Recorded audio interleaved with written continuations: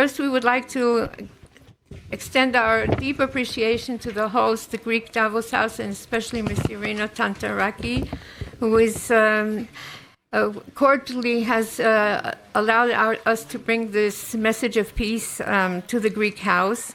And I will explain first the connection between the Greek House and the Middle East situation. The olive branch is a symbol of peace. It is associated with the customs of ancient Greek mythology and is connected with the supplication to the gods and persons in power. Likewise, it is found in most cultures in the Middle East in the Mediterranean basis, and has become a near universal peace symbol in the modern world. It is also mentioned in scripture when the dove returned to Noah's Ark carrying an olive branch in its beak. Since that time, the olive branch has been a symbol of peace to the world, and we often hear the expression extending an olive branch to another person as a desire for peace. My name is Shoshana Bekerman. I'm the director of the InterParliamentary Coalition for Global Ethics. We have initiated a groundbreaking project which began in Dubai, and you will hear very distinguished representatives from Dubai. We have various partners, including our distinguished guests here, which is intended to train future leaders of the Abraham Accord as the best practices model for conflict resolution and the establishment of a culture of peace. The project aims to serve as a guideline for current leaders and civil society around the globe and to build peace in the minds of men. This panel is intended to explore the economics of peace in the Middle East and is crucial in the light of the events surrounding the current war in the Middle East, and will be vital in its aftermath to develop the tools to prevent future hostilities and atrocities. Basically, as you know, there have been billions of dollars, if we're talking about the World Economic Forum, billions of dollars that have been poured into the Middle East and especially into Gaza. And the result is a new war every 5 or 10 years. So we are here to explore the best practices model to prevent this in the future, and for the investments of the United States, Europe, and all investors in the Middle East to bear fruit and to bring the message of peace through our efforts. So I yield the floor to our moderator, Mr. Nadeem Amar, who is the founder and president of the Ohr Association. Thank you.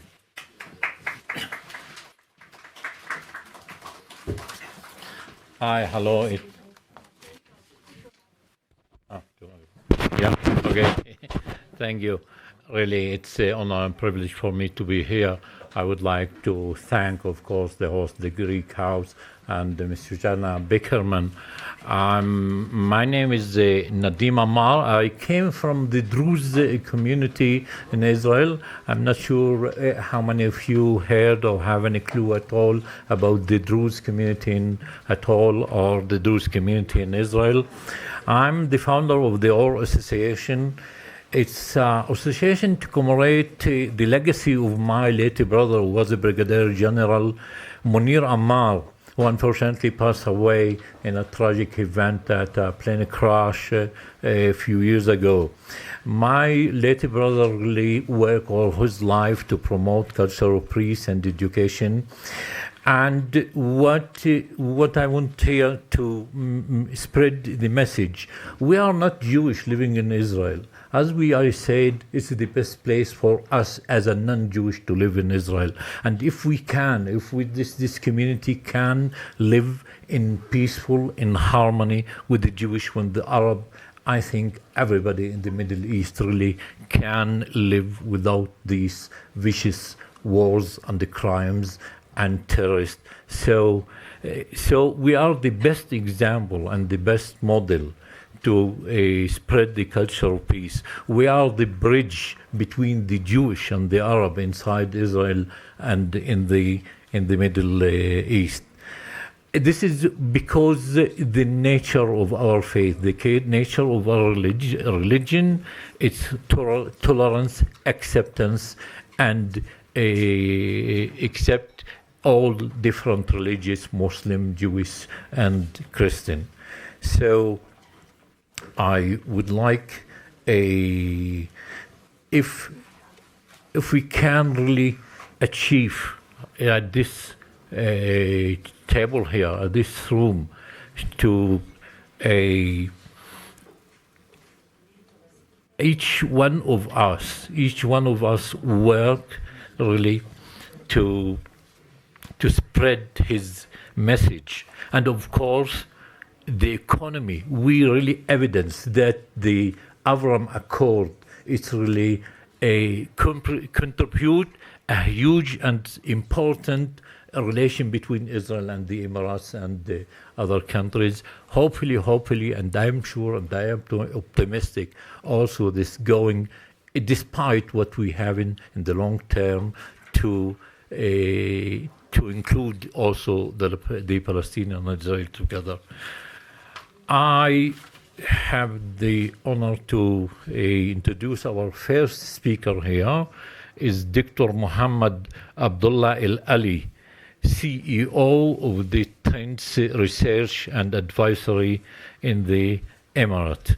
Ahlan wa sahlan. He will speak in Arabic and give then in English his speech. Ahlan wa sahlan. Thank you.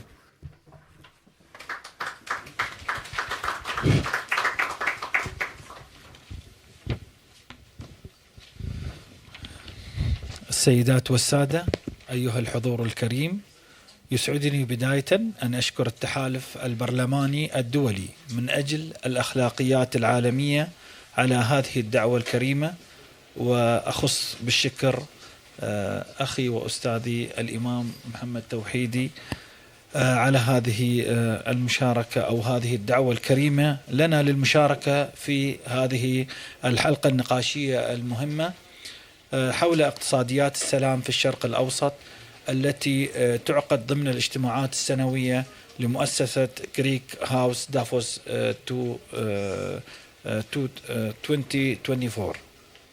رفقت هذه النخبة المتميزة من الخبراء والمفكرين المتواجدين معي على هذه المنصة.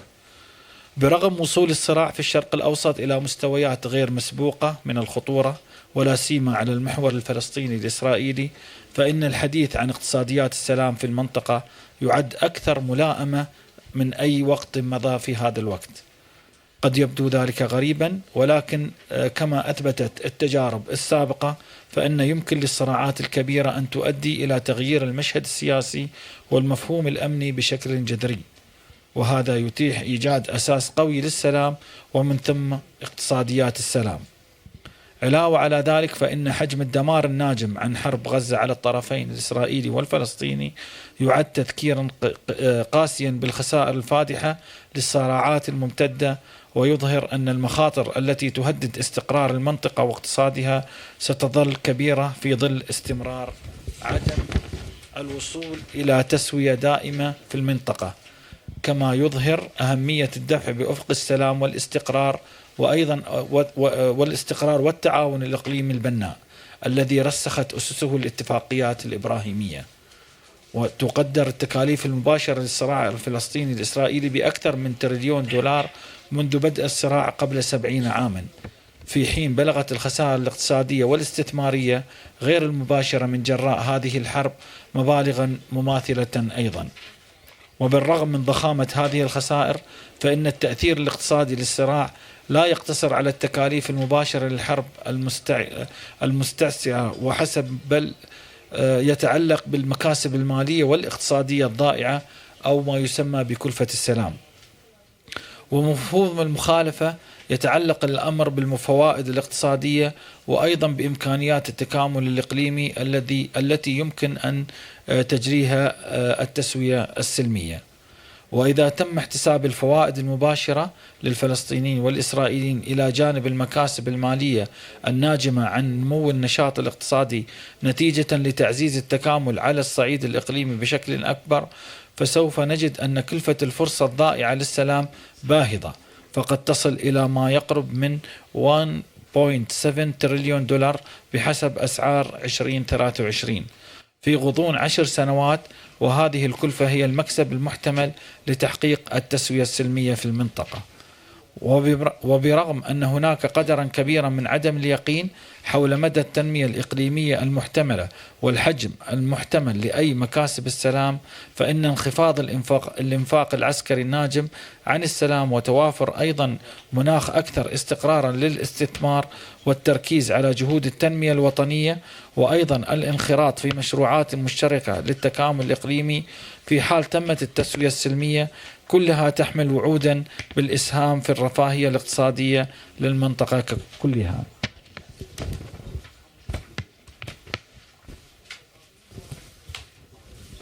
لقد وضعت الاتفاقيات الإبراهيمية أساسا جديدا وقويا لاقتصاد السلام وأيضا للتعاون في منطقة الشرق الأوسط، وشهدنا بالفعل العديد من المشروعات الاقتصادية الطموحة التي ترتبت عليها، مثل مشروع الممر الاقتصادي الذي أعلن على هامش قمة مجموعة العشرين في نيودلهي، والهادف إلى الربط بين الهند وأوروبا عبر الشرق الأوسط، والذي يشمل مشروعات للسكك الحديدية وربط الموانئ البحرية إلى جانب خطوط لنقل الكهرباء والهيدروجين وكابلات نقل البيانات، وأيضا يتيح الكثير من الفرص الواعدة للدول المشاركة عبر خلق طرق تجارية موثوق بها وأكثر فعالية من حيث التكلفة، وبما يعزز مرونة سلاسل التوريد، الأمر الذي ينعكس بدوره على دول عدة في العالم بخلاف الدول التي يشملها الممر. وهناك مشروعات اقتصادية أخرى مثل مشروع الازدهار الذي وقعته دولة الإمارات والأردن وإسرائيل، وهو يعزز التعاون في مشاريع إنتاج الطاقة النظيفة وأيضا تحلية المياه المستدامة التي أعلنت العام الماضي. كما شهدنا ثمار للسلام ممثلة في الارتفاع الملحوظ في حجم التجارة والاستثمار المشترك بين إسرائيل وجيرانها في المنطقة، وغير ذلك الكثير من النتائج الإيجابية التي أكدتها الاتفاقيات الإبراهيمية، وأيضا عززت مفهوم اقتصاد السلام في المنطقة. لذا لم يكن غريبا على أن تحافظ الدول التي وقعت هذه الاتفاقيات الإبراهيمية على علاقتها الاقتصادية والسياسية برغم التحديات والضغوط الكبيرة التي فرضتها حرب غزة. أكتفي بهذا القدر وأكرر شكري وامتناني لكم ولكل من شارك معي في هذه الجلسة، وأيضا أشكركم على حسن الاستماع، والسلام عليكم ورحمة الله وبركاته. عزيزي على الكلمات المهمة والقيمة، ونتأمل أن نستمر في هذا الحديث وفي هذا، ونلتقي بعد شهرين في دبي لنتابع.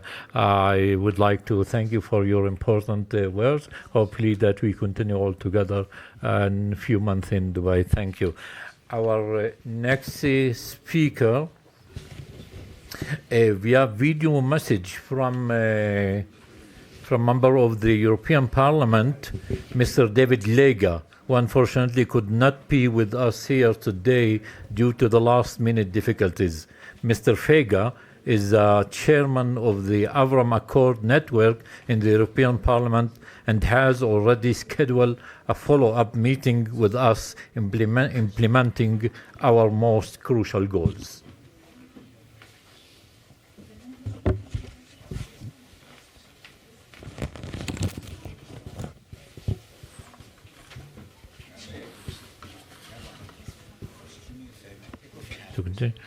Okay, we're going to the next speaker. I have the really privilege to invite my friend, the Imam Mohammed Tawili, Vice President of the Global Imam Council. Imam Tawili has been with us from the beginning of our initiative on the Avram Accord. His leadership to promote and educate for cultural peace in the Middle East and be the most valuable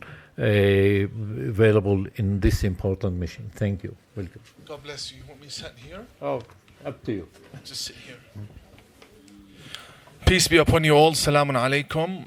Absolute pleasure to be with you all today. I would like to begin by thanking the InterParliamentary Coalition for Global Ethics for their invitation. Secondly, I would like to say that I'm absolutely honored to be sitting beside my two wonderful friends, the excellent, His Excellency Dr. Mohammed Al-Ali from Trends, and over here we have the wonderful dear Rabbi Abrahamson, whom you will be hearing from very soon. I want to thank you very much for everything that you said. I agree with you 100%. I look at things from a more realistic angle, and that is because we keep politics out of things. I look at everything from a religious lens, and I do understand that religion has a lot to play in whatever conflict we are trying to solve through peace and education. I would like to say that a lot of time wasting happens when we want to speak about solutions. Everyone has ideas, but nobody wants to discuss which idea actually works. Again, many people have ideas. Nobody wants to discuss which of these ideas works the best. Now, clearly, before the Abraham Accords and before the peace that we saw throughout the Middle East, and I'm zooming in on the UAE, there was a nation that was different in its sense of education, in its sense of awareness, in its sense of preparation for peace, in its sense of accepting decisions by their rulers that would lead to peace. This requires generations of nurturing, of raising awareness, of educating, of testing, of examining, experimenting that it works or it doesn't, reforming an education system. Here is my bottom line. We have an education system model that works perfectly. And that is the one that we see in the UAE. And I will tell you this, if we try to develop something ourselves and introduce it, it will not be as good as the model that exists in the UAE. What I have proposed to the InterParliamentary Coalition, and what I have advocated for really since the beginning, and beginning meaning the first meeting of our organization took place in Dubai last year, February, was that we should make use of the experiences of the UAE, in the sense that whatever curriculum for peace is developed, it has to be in line, including the language of instruction. It's pointless to produce it in English if you're trying to solve a problem in the Middle East. The language of instruction is Arabic. Therefore, the peace curriculum should be in Arabic, and it should be accepted and it should be adopted. In order for this to happen, you need to meet certain very, very important criteria. Number one, we should not try and push religion through the throats of the people when talking about peace. And many times we hear this: you want peace? Reform the Quran. You want peace? Remove a few verses from the Holy Quran. You want peace? You need to ban books of hadith. You want peace? The UAE was the main driver behind the Abraham Accords. Saudi Arabia was not involved. We know it's the largest country in this discussion, but they weren't there on the table when the signatures were being made, were they? The main force, the main player, again I'm using geostrategic terms here, the main player geostrategically was the UAE. Did the UAE change the Holy Quran? Did the UAE erase verses? Did the UAE ban books? They never did any of that. What did they show you? They showed you leadership. That if you really gain the trust of your people, you don't need to change their religion for them to guide you. We have rulers who pray, who fast, who love their religion, and they love peace. There is no contradiction between loving your religion and loving peace. So we believe, as Imams and as clerics and as people determined for the protection of our faith from extremists and terrorists, that the model that exists in the UAE has already been accepted Islamically and through the education system. It's been absolutely approved. So why not start replicating what already exists, however, with a zoomed in focus on peace for a more stable region? That's basically my 2 cents, and I look forward to a more detailed, elaborate discussion with the dear Rabbi very shortly. Thank you very much for your attention. Thank you, Imam Tawhidi. I think should the leaders of the world like this panel, I think we have a peaceful really. We have okay. What about Rabbi Yitzhak Dayan via conference to go now or later on? Now.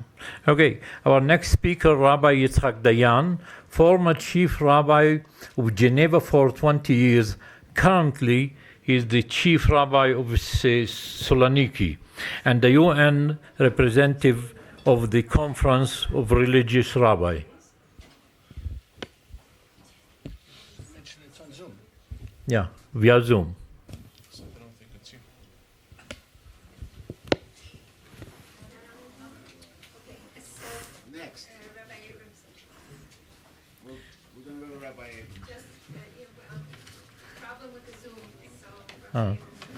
Okay, so the Zoom will leave for the last.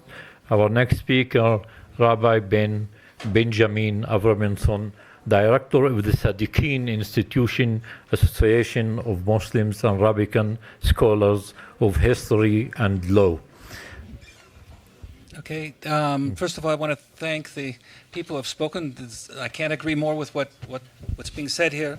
And I mean, what are we doing here? It's called building peace in the minds of men. We're building it in the minds of men. The economics of peace in the Middle East and best practice model for education and the culture of peace.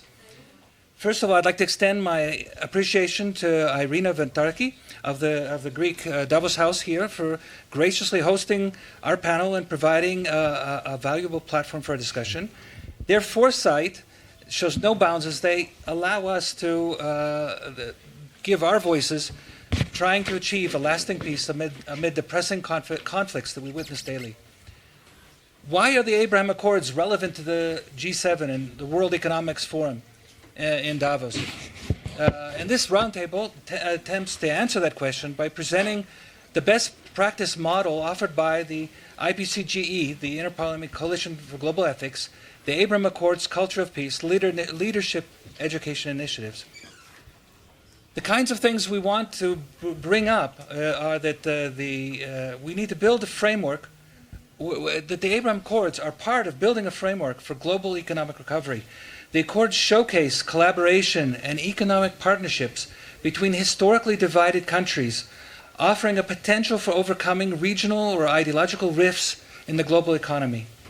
And Davos is a prime platform for discussing these kinds of solutions, and the Accords could inspire G7 leaders to foster similar cooperation on broader global challenges, leading to a more interconnected and resilient economic environment. And rethinking our regional security and stability, the Accords demonstrate how diplomacy and peaceful negotiations can achieve significant progress in conflict resolution, which directly influences economic stability and investment. And the G7 leaders frequently discuss global security concerns, and the Accords could act as a case study for the de-escalation and cooperation, potentially informing approaches to other conflict zones that impact the global economy. Leveraging innovation and technology. The Abraham Accords have led to increased partnerships in fields like technology and innovation between the signatory countries.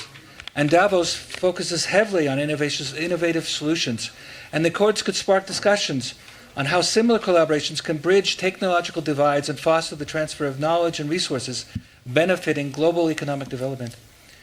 Promoting cross-cultural understanding and social impact.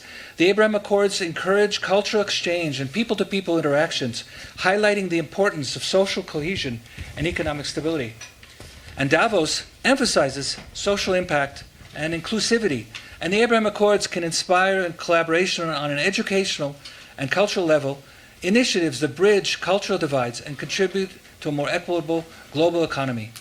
And as director of the Alsadiqin Institute, what we do is provide educational material to both Jews, Muslims, mostly it has an Islamic audience, but also to Jews and to other groups in the Middle East, describing the historical context of when we've gotten along. There have been times in the Middle East when there weren't conflicts. A lot of times there were, but lot of times there weren't.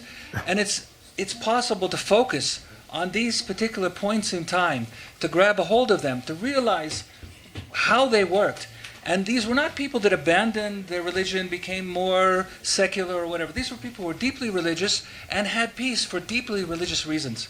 And this is the kind of thing that the Alsadiqin Institute believes, that through education and providing context to the shared history of Islam and Judaism can provide us a context for deep religious people, people who are energetic and willing to work for peace, and give them a framework to do that in.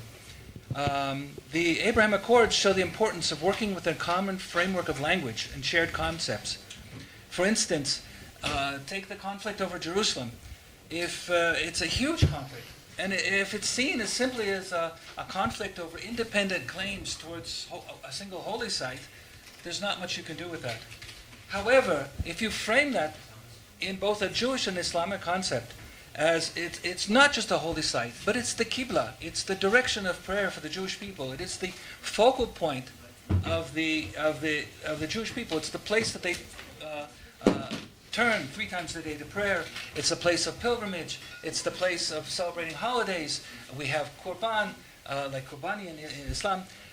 This is something that, if you phrase it in a term, it suddenly becomes understandable why it's important to the Jewish people. It's not just a claim that we want sovereignty, but it is something that is very familiar. It's something that any Muslim knows what the Qibla is and why it's important. So by speaking in these terms, it's possible to provide more context and to have a deeper discussion about how a resolution could be worked out. Also, to attain peace, there has to be justice. And to obtain justice, you have to have dialogue between trusted, credible members of both sides of the community. And only through a borderless sovereignty, one that encompasses both sides of the conflict, can justice begin to be pursued. Only through a borderless sovereignty, one that encompasses both sides of the conflict, can justice begin to be pursued. The Abraham Accords provides this borderless sovereignty, appealing to faith, to tradition, and everything that the people of the Middle East hold dear. And this is the meaning of mu'min or ma'amin, a believer. A lot of times in the Western concept, you think of a believer as somebody who believes in God. But in the Middle Eastern context, a believer, a ma'amin, is somebody who is believable, somebody who is trustable, somebody I can believe what they're saying. And by uniting in an encompassing framework like the Abraham Accords, it gives a possibility that trustworthy and believable people can talk with each other. We can appoint the necessary vehicles for determining justice, and through justice we can bring peace, a lasting peace, closer. And indeed, the sense of mu'min and ma'min, of a believer, a trustable person, is the sense of that even in the West, the European political thinkers like John Selden and Thomas Hobbes and Grotius called that a proper citizen. We should look forward to the success. Thank you for your tremendous work in the Middle East and in Israel and between Jewish and Arab and the country. Thank you. Our next speaker, my friend Dr. Wafik Moustafa, who I know really for a long time as a professional medical surgeon based in London and a political analyst in London. He's the head of the Arab members of the Conservative Party, and he already wrote 3 leading books on Egypt and the Middle East. Dr. Wafik Moustafa. Thank you very much, Amar. It's really great today to be in this place in Davos, and I must say I'm very honored to be working with IPCG, with Shoshana, Bekerman for many, many years, and it's been very fruitful, traveling all over the world for the cause of the Middle East, of peace of the Middle East. For everyone is now clear that the Hamas acted in barbaric massacre 10 times out of what happened in 9/11, and that has to be borne in mind. I think the defeat of Hamas can only be asserted succeeded by erasing the culture of hate in Arab and Palestinian schools across the whole of the Middle East as well, including Iran. I think myself, Abraham Accord is the first serious, promising normalization between Arab states and Israel. And it actually means business, particularly with this land trunk road between Haifa and Emirates going through Jordan, Saudi Arabia. I think it's very important. It may have some impact in Suez Canal, but hard luck for Egyptian, because they should have taken peace seriously 30 years ago. And now when I could see 150 flights between United Arab Emirates and Israel in 1 week, is a really feat of normalization. It's not just paperwork, normalization between two countries. I think to reform the Middle East is very essential and cannot occur without reforming education. I've been brought up in Egypt. I went to schools in Egypt where hate was in all over the books I read. The first book I read was something about this anti-Jewish Russian papers book written about 150 years ago. And I was only 12. And I think from what I could see from my relatives in Egypt, from Arabs, the practical thing is to revise education. And revising education is to remove hate and to become factual rather than rhetoric, anti-Jewish, anti-Semitic rhetoric. There's a lot of people say they're men of peace, but actually they're not men of peace. They're just a garment wearing to be anti-Semitic or to be anti-US, anti-British, anti-American. I think personally, with Imam, he probably might disagree with me, but I think Islam needs overlooking again. Because again, people look at religion not from the book, look at the behavior of the people. And the behavior of the people needs to be re-looked at. And I think Islam is not just a mosque-based religion, it's community-based religion. And that needs to be looked at seriously to see it like other religions. And when I say reform, I don't mean change the Quran, I don't mean change in Hadith, although I don't believe half of it, but I think we have to look seriously in the individualistic needs of every person, not to say, if you don't do that, you're kafir, if you don't do that, you need cutting your head, or so forth. I think it's very important. It might be a bit harsh, but that's the truth. I think the West can play a big role in guiding the Arab world into democracy and rule of law. Because there's not a single Arab country have got rule of law or democracy. There's some countries in the Gulf, like Emirates, as we said, are moving forward because of education. Education makes a lot of difference. If I didn't live in the West, if I didn't practice as a doctor in London for 50 years, I probably would have been the same like anybody in Cairo or Amman or Damascus, behaving in a really demented way about the world. I think it's important to look at education as well, and history, and the books. Books got to be looked at all over the Middle East. The good thing about this war, I think, is the last war in the Middle East. The last war, the Hamas, the elimination of Hamas is an elimination of the tunnels, is elimination of a lot of things and stabilizing the Middle East. I think I finished my 5 minutes, and thank you very much. Thank you, Dr. Wafik Moustafa.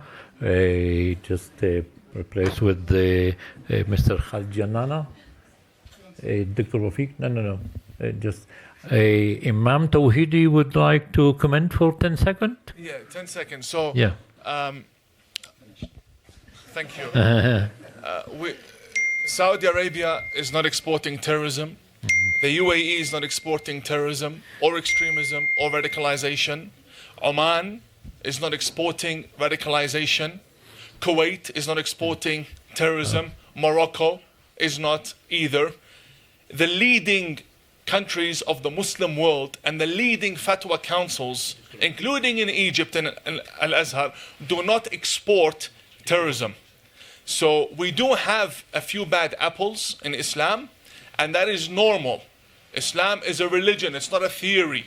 Very normal that within a big ancient system that expands across cultures and ethnicities and generations, you're going to have some readings that are not exactly what the Prophet intended. Now, reform is not realistic. Again, when I spoke, I said it has to be realistic. It is man-made. Reform is man-made. Muslims follow only what we are 100% sure comes from God. Thank you. Thank you, Imam Tawhidi, for the 10 seconds. Thank you. Now, I Dr. Wafik, can you replace with Mr. Khalid Janahi? No. Yeah, just a minute. We haven't finished. I would like to represent. Stay here. Okay. Just a minute. Okay, I would like to introduce our next speaker, Mr. Martin Oliner, who really I have the honor to be his guest at home when he served for many years as a mayor of Lawrence, Long Island, the United States. Mr. Oliner has so many titles. Among them is the chairman of the Center of Rightness and Integrity, and also president of the Culture for Peace Institution. Mr. Oliner was appointed by former President Donald Trump and served as a member of the United States Holocaust Memorial Council. Mr. Oliner? Thank you, Nadeem. Yeah. Thank you, Mrs. Bekerman, for all that you've done and what you continue to do for the world and the effort of peace. It's funny, our conversation today is about education and economics and how they play a role in peace. That's the focus of what we're doing.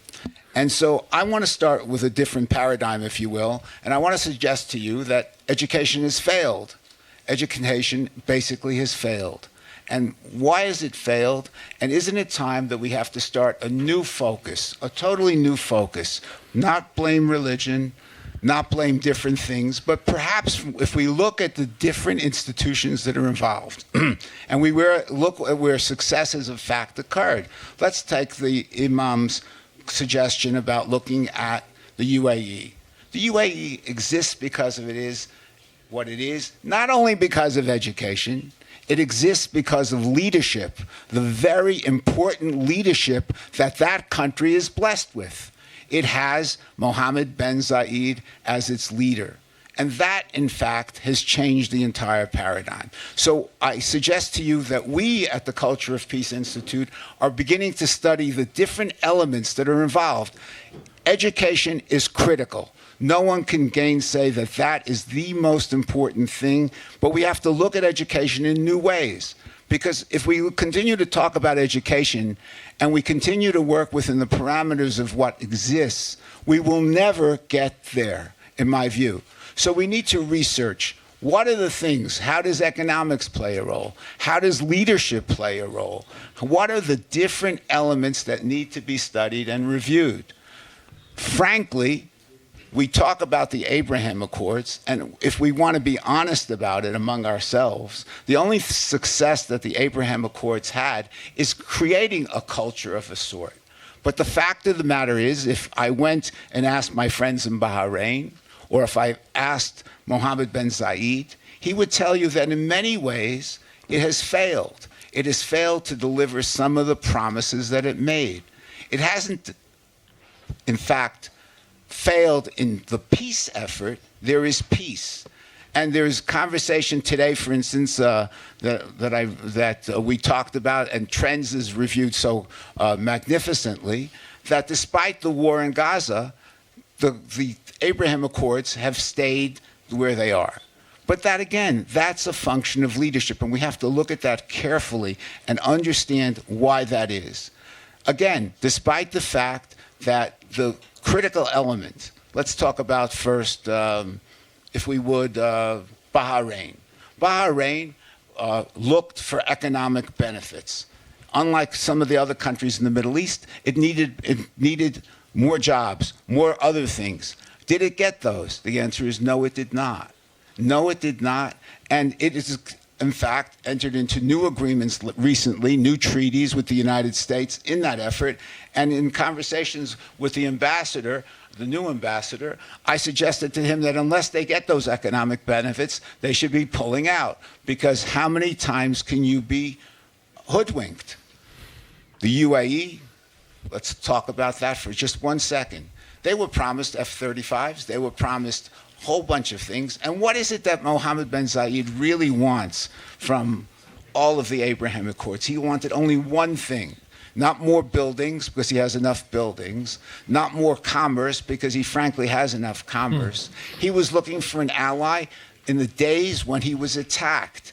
And where were the allies that he expected to be there? They were not there. So again, from my perspective, the most important thing to do today is to try to understand, how do you achieve peace? How do you go forward with something like the Abraham Accords when there is daylight among different countries who are involved in that paradigm?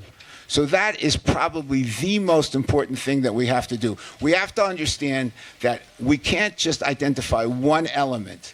We have to identify many elements. And if what we really need to do is study why education has failed. Why have different countries failed? Have they failed because of religion? I suspect not.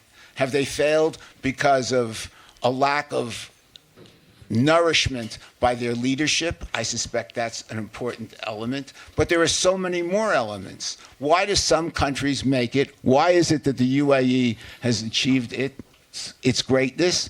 In my mind, it's because of the leadership. It's because of the modesty that a leader can show. A leader who, when you come visit him, greets you at the door. How many leaders are there like that? That is what imbues confidence. That is what we're talking about.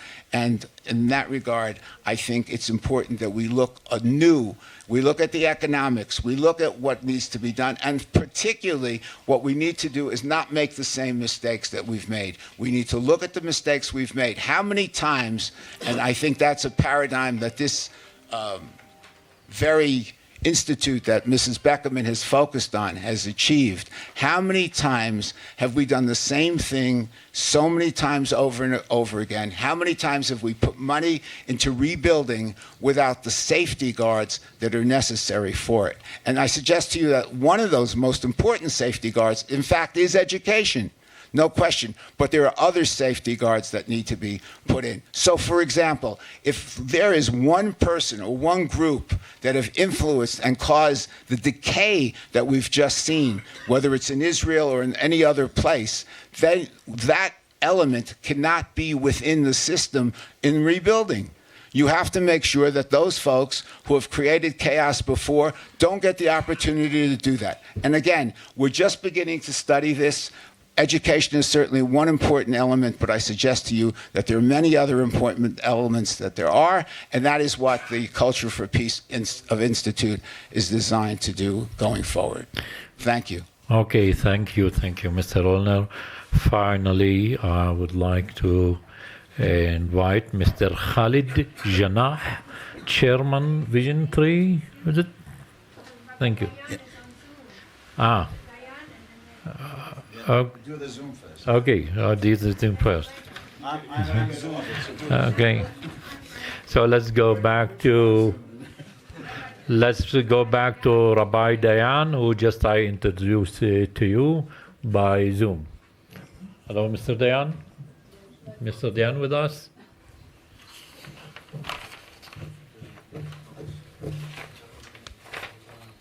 We're not going to actually answer.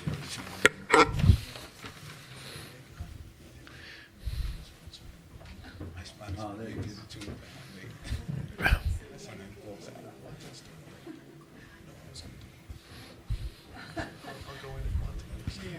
Is Mr.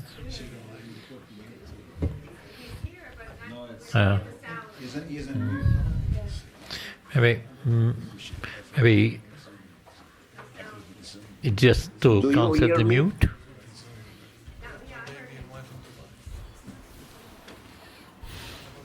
Do you hear me? Oh, yeah, yeah. Hello, Mr. Are you Rabbi Dayan? Yes. Do you hear me? Yeah. Hello? Rabbi Dayan, we hear you very well. Okay. Good afternoon, everybody, ladies and gentlemen. I am very pleased and honored to be with you. Unfortunately, at the last moment, I couldn't physically attend the meeting due to an urgent mission here in my community in Thessaloniki, Greece. Ladies and gentlemen, it's already 100 days that the state of Israel is in war due to the 7th of October events. Horrible and countless acts committed by Hamas against the Israeli society are direct results of an education based on hatred, particularly on hatred toward Jews. Today, I want to address a critical global concern: the existence of groups that disturbingly provide education based on hatred rather than on dialogue and mutual understanding. In an ideal world, education should be the pillar of peace, the pillar of tolerance and respect. However, the reality is that some groups use education as a tool of division, spreading harmful ideas and fueling conflicts. In acknowledging this, I urge you, ladies and gentlemen, to appeal to international organizations to implement meaningful measures. It's our responsibility as members of the global community to shine a light of these toxic educational practices and work together to build positive counter-narratives. This doesn't just mean condemning hatred, but also investing heavily in educational programs that transmit values of respect, inclusion, and peace. Advocate for education that inspires hope, fosters unity, and eradicates the roots of hatred. I encourage you to use your influence to urge international organizations to condition financial support for restricting Gaza on the adoption of education aligned with the principles of Abraham Accords and of IPCG led by Mrs. Shoshana Bekerman. I speak as a member of the Standing Committee of the Conference of European Rabbis, and I am their representative to the United Nations in Geneva, and a member of the European Council of Religious Leaders. In the future, the rabbi promoting intercultural understanding and peaceful coexistence. For the future of our world, let's work together to build an education that transcends borders, inspires tolerance, and creates a world where diversity is not only accepted but celebrated. Thank you very much for your attention. Thank you, Rabbi Yitzhak Dayan. Thank you. Yeah, let's again go back to Mr. Khalid Janahi, Chairman Vision 3. Thank you, it's Janahi. Janahi. Okay. I've said a lot of big tribe there in that part of the world.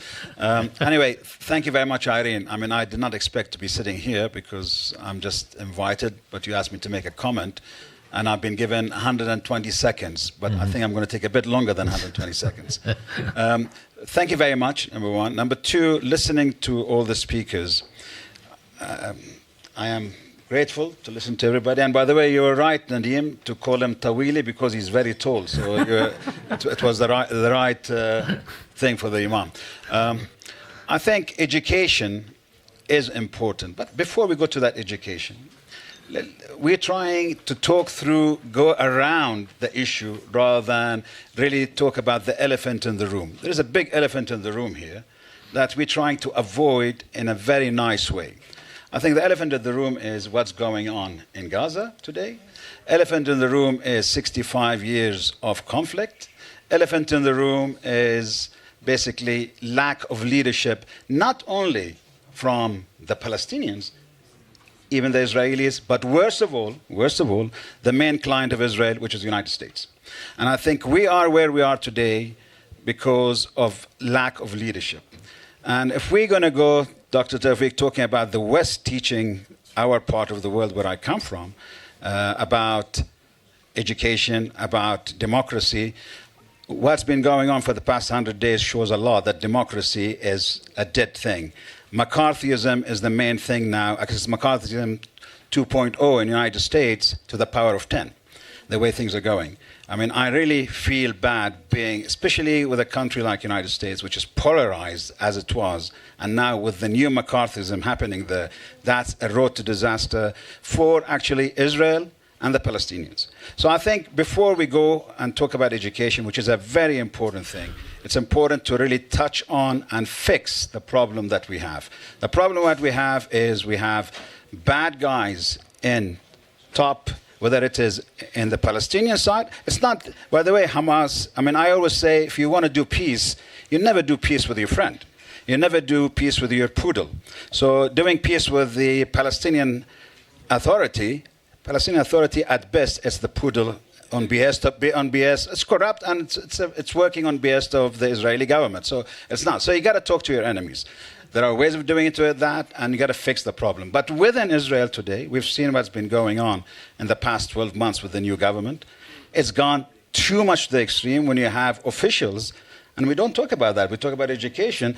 But these are educated people talking about displacement of Palestinians, talking about basically that killing Palestinians is fine, it's okay. And if you, by the way, today in the US, if you even say killing Palestinians, okay, that's anti-Semitism. Today in Israel, in the United States, if you talk about anything against Israel, it's anti-Semitism. You talk about anything against basically the issue of Zionism is anti-Semitism. For me, anti-Semitism is basically the people who follow the Jewish faith and you're anti those guys. That's anti-Semitism. That's what it stands. So it does not stop me from education, freedom of thought, critical thinking, which are very important things as part of education. Because without critical thinking, education is a waste of time, waste of space. So you got to allow people to think freely, people to basically bring their ideas freely rather than being closed in a straitjacket, and they cannot talk about something which happened at the end of the 19th century, which is a political movement, Zionism, to say that's anti-Semitism. I totally disagree with that. As a Semite myself, I'm not Jewish, but I'm Semite. I'm more Semite than a lot of people who are following Jewish faith. So I think it's an important thing. Today, with the DNA, we can go for the test, and I can prove that. But I think it's important that we touch on the main issue. We got to deal with the main issue. When an American rabbi tells me that the word compassion, it's lost. Nobody wants to talk about compassion about what's going on. And he is worried about coming out with it because the Anti-Defamation League will basically blast him as anti-Semite.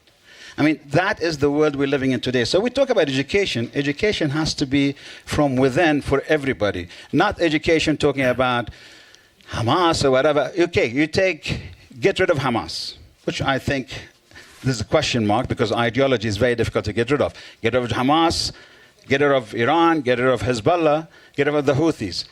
Say that's tomorrow morning, all those we've got rid of. What's going to happen next? What's going to be the next red herring going to be used to carry on the process that we have today, to elongate the issue? I think education, we got to bring in the real leadership. We lack them across the globe today. There is zero leadership. There is a major deficit in leadership. But to come to the other subject, which is the main subject, which is education. Education, I mean, something that, unfortunately, I worked on with somebody called Samer Khouri. Some of you know Samer Khouri. Can I as a have some Palestinian quiet? guy. And I Mr. have to Khalid, finish this one. it's So fine. we did this, and we did it actually because we were asked, and we did work on, because everybody was talking about lack of jobs in the thank you. Palestinian Okay. territories. But we did this, okay, and everybody fought against it, from Jared Kushner to Trump and to the Arabs who were basically sitting with Trump and Mr. Kushner. Okay. I just want to say education without fixing the problem is a waste of time. Okay, thank you. We're not going to argue about that. And Well, but I'd like to say a couple of things. just one comment. One comment, Mr. Oliner, as I'm Yeah, I Israeli. would be very as quick I'm, about it. Mr. Oliner, I'm not going to comment, but as Israeli, I'm not Jewish. I know one fact, that the Israeli education system educates for peace and tolerance, not for hate, where unfortunately I know the education I in didn't Gaza... talk, no, I talked about in the Gaza- leadership today. The leadership Yeah. today. Look, the In leadership Gaza, today is really, a problem. We know it's... okay. Thank you. Okay. What about... No, so look, I purposely avoided the big elephant in the room because that was our mandate. But I would respectfully disagree with you, and I suspect that your government, the Bahraini government, disagrees with you as well. So We have freedom of expression. But no, I don't suggest that you don't, but to the extent that you speak for yourself, that's wonderful. And there are other people in the room, they should all speak for themselves as well. But to the extent that you were talking in some official capacity, I want to make it clear that you're not, right? No, I'm not an official. No, that's Right, so that's... I'm an Okay. nonconformist, so I Thank- cannot be official. Thank you. That's the first part of it. Thank And you. the Not having second this- part of it is Thank you. Not that- having open discussion. Could we move? Yeah, so I guess, are we opening discussion? So let me start by saying that Yeah. Okay. Thank you, Mr. Oliner. our time is up. Thank. Okay. Okay, thank you. We have more Surely. time. We have more time for discussion. What about the video of David Lega? Yes. Yeah. So just introduction.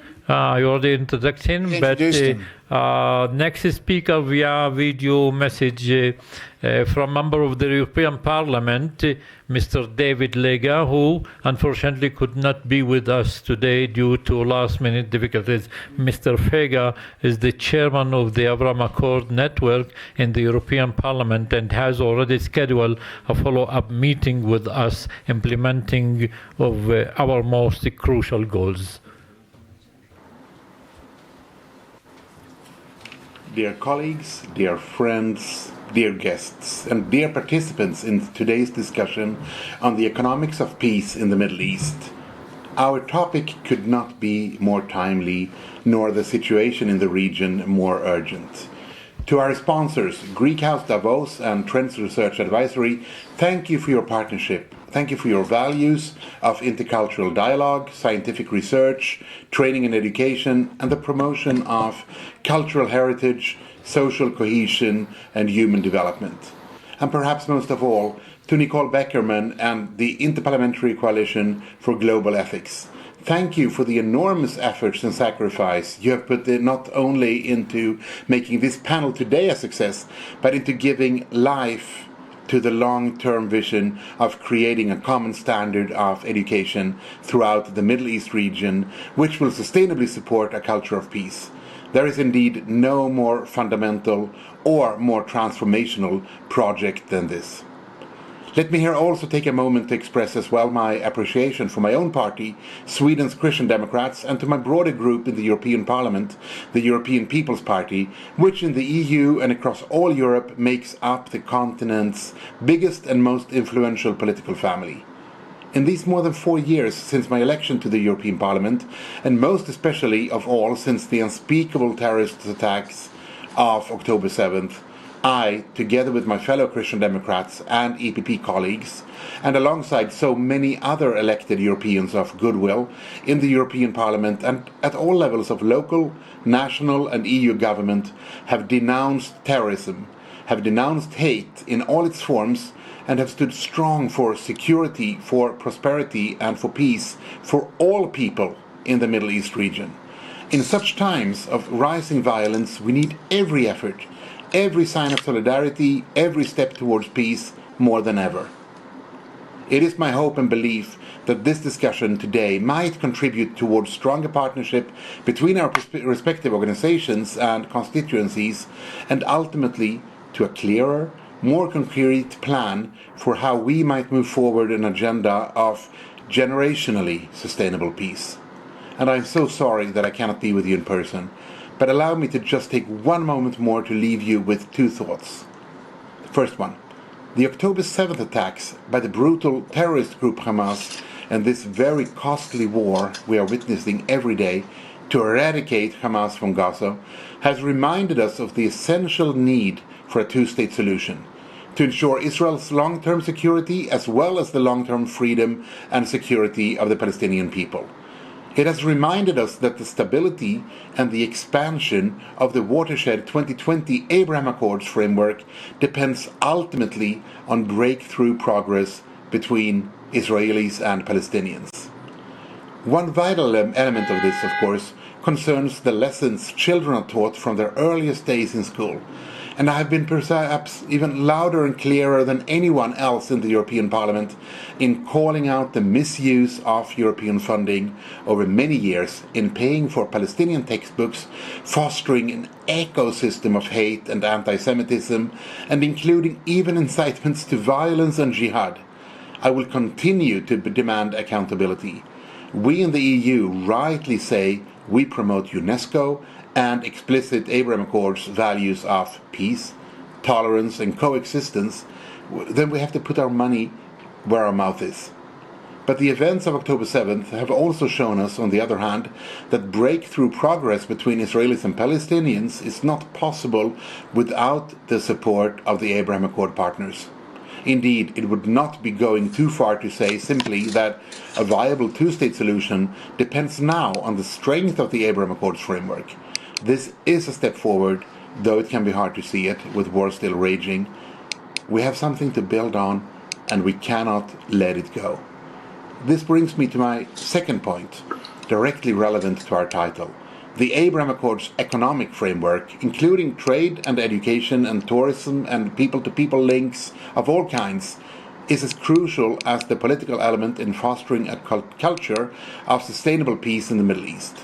In this sense, we might think of the olive, which Nicole has reminded us has always been a powerful symbol in both the Abrahamic and classical traditions, as a sign not only of goodwill, but of commerce, both equally essential for lasting systemic peace. As my good friend Tono Lopez Isturiz has often told me, as chair of the European Parliament's delegation for relations with Israel, that the Abraham Accords may indeed represent in its region the same first basis for cooperation, so thoughtfully built, the same first seeds of peace, so painstakingly planted in Europe in the post-war years, following centuries of terrible conflict and ethnic cleansing.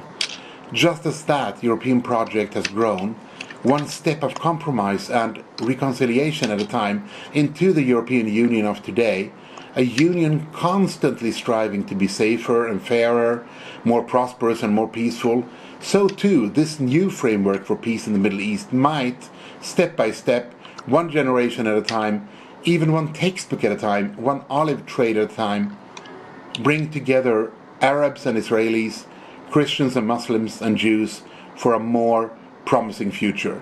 This is my hope as a human being, as a Jew, as a Swede, and as a European, and as the convening chair of the European Parliament's Abraham Accords network. I will keep doing all that I can, as I know we all will. Thank you so much. Thank you. Unfortunately, we have not time for discussion. Only 1 minute for Stephen Scala, scientist advisor. Please, 1 minute. Thank you. Thank you very much for that. I just wanted very quickly to recap a few of the essential elements of the UAE education curriculum. It's intensely practical and oriented to nation building and future prosperity. Tolerance and coexistence is perceived and believed to open opportunities for economic and social prosperity in the future. That's perhaps the main and central pillar of the UAE education curriculum. Thank you. Okay, thank you for everybody. It's really fruitful the discussion. Thank you.